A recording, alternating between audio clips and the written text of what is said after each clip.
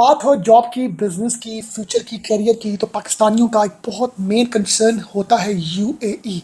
UAE को लेके लोगों की एक टॉप प्रेफरेंस है कि हम यूएई में जाके जॉब करें या बिजनेस करें या वहाँ पर जॉब हंट करें या वहाँ पर टूर एंड ट्रेवल करें, विजिट करें। बहुत से पाकिस्तानीज़ का वहाँ पर आना जाना है और बहुत से ये एक बड़ी पॉपुलर डेस्टिनेशन है पाकिस्तानीज़ के लिए। तो बट एक बहुत चैलेंजिंग चीज़ है जो हम लोगों को देखने को मिल रही है कुछ अरसे से, कि हमारे वीज़ा रिजेक्ट हो रहे हैं।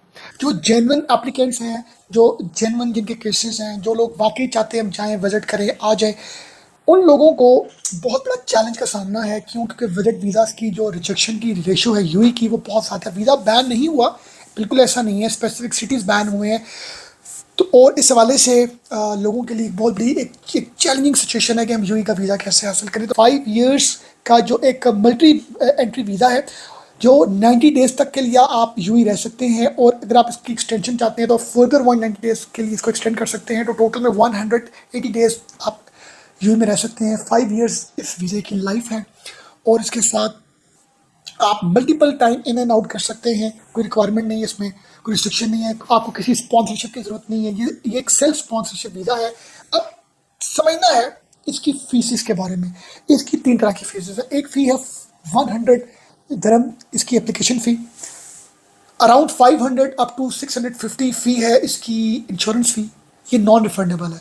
और एक फ़ी इनकी है सिक्योरिटी डिपॉजिट फ़ी, जो ये आपसे चार्ज करेंगे आपके डेबिट कार्ड, आपके क्रेडिट कार्ड के थ्रू ऑनलाइन आपको इसको पे करनी पड़ेगी। अराउंड 3450 आपसे ये अमाउंट दरम में आपके कार्ड से डिडक्ट होगी। डिडक्ट होने के बाद वीज़ा लगने की सूरत में और या वीज़ा ना लगने की सूरत में ये आपकी अमाउंट 3450 आपको रिवर्स कर देंगे, पे बैक कर देंगे, और डिडक्ट कर लेंगे जो रिमेनिंग अमाउंट होगी 300 to 400 दरम। मतलब कि आपकी नॉन रिफंडेबल जो अमाउंट्स है वो वीज़ा फ़ी है, वीज़ा एप्लीकेशन फ़ी 100 दरम, इंश्योरेंस अराउंड लाइक 500 to 650, और थर्ड सिक्योरिटी डिपॉजिट 300 to 400 दरम, जो डिडक्ट आपकी वो कर लेंगे आपकी उस अमाउंट से जो आपने सिक्योरिटी डिपॉजिट की टोटल दी होगी 3850।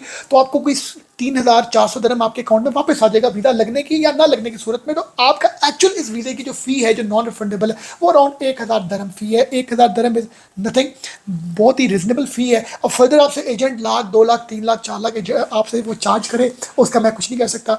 बट इसको आप खुद से भी अप्लाई कर सकते हैं। कैसे अप्लाई कर सकते हैं ये भी आपके साथ हम डिस्कस करेंगे। इसके लिए चाहिए कि आपको एक वैलिड हेल्थ इंश्योरेंस चाहिए जो आप पे कर रहे हैं, आपको रिटर्न टिकट चाहिए, आपको प्रूफ ऑफ अकोमोडेशन चाहिए, आपकी होटल की बुकिंग या अपने फ्रेंड या किसी रिलेटिव की, और सिंपल वही क्राइटेरिया है जी। पासपोर्ट चाहिए आपको, आपकी पिक्चर चाहिए, आपकी बैंक स्टेटमेंट चाहिए, ये बेसिक डॉक्यूमेंट्स जो चाहिए होते हैं, return ticket, visa proof, etcetera etcetera. अब इसमें जो इंपॉर्टेंट चीज़ है जी वो मैं आपके साथ डिस्कस करता हूँ कि आप जाएँ खुद से अप्लाई करें www.gdrfad.gov.ae। ये एक ऑफिशियल प्लेटफॉर्म है, यहाँ से आप खुद भी अप्लाई कर सकते हैं। किसी अप्रूव्ड जो यूएई ट्रैवल एजेंट है उसके भी थ्रू आप कर सकते हैं। अब जब आपका जो है वो वीज़ा आ जाए, आपकी वहाँ से जो क्लियरेंस आ जाएगी, कहाँ से यूएई से जब आपकी क्लियरेंस आएगी तो फिर आपको इस्लामाबाद एम्बेसी या कराची कॉन्सुलेट जाके आपको बायोमेट्रिक करवाने पड़ेंगे। इसमें बायोमेट्रिक आपका ज़रूरी है। अब क्वेश्चन मार्क ये है, सबसे बड़ा चैलेंजिंग वो है जी आपकी बैंक स्टेटमेंट।